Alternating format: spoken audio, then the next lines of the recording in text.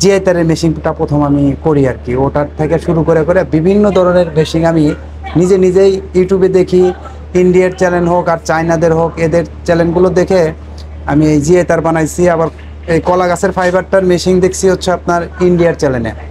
দেখি ওরা এক গাছ থেকে ডাইরেক্ট গাছ থেকে গাছ নিয়ে আসছে, নিয়ে এসে ভিতরে ফাটাচ্ছে, ফাটায় এটা মনে করেন যে 2 টুকরো করে মেশিনে দিচ্ছে, মেশিন থেকে আবার সুতা বের হচ্ছে। ওই সুতাটা আবার ওরা মেডিসিনের মাধ্যমে গালাচ্ছে, গালানোর পরে ফর্সা করতেছে, ফর্সা করে এটা কাটিং করতেছে, একদম তুলো বানাচ্ছে।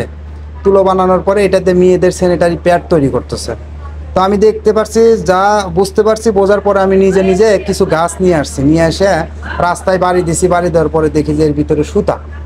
তো এই সুতা যদি এরকমভাবে আসে তাহলে হয়তোবা এটা যে কোনো একটা পদ্ধতিতে বের করলে আসবে।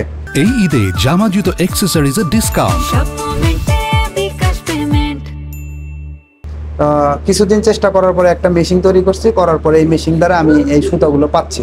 পাওয়ার পরে আমি আমার অন্য যারা আছে এরা মনে করেন যে ছোটোখাটো আমার যে ফেসবুক ইয়ে আছে, এতে একটা ভিডিও আপলোড করার পরে দেখি যে অন্য জায়গা থেকে অনেক সারা। তো বাইরে থেকে, চায়না থেকে আমাকে বললো যে ভাই আপনি এই কাজটা করতেছেন, একটা বাঙালি বললো আমাকে, আপনি এই কাজটা করতেছেন, এটা তো বেশ পরিমাণ চাহিদা চায়নাতে।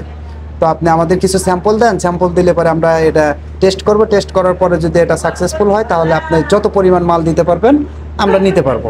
তো উনি আমাকে তখন বলছিল 52 টন। 52 টন আমার পক্ষে সম্ভব না, আমি পারিও না, যেটা পারি না সেটা বলতে পারবো না। আর ওনারা যখন আসলো, এসে আমার স্যাম্পল নিয়ে গেল, নিয়ে যাওয়ার পরে ল্যাব টেস্ট করার পরে সাকসেসফুল, তখন থেকে আমি ওনাদেরকে এই মালগুলো দিচ্ছি।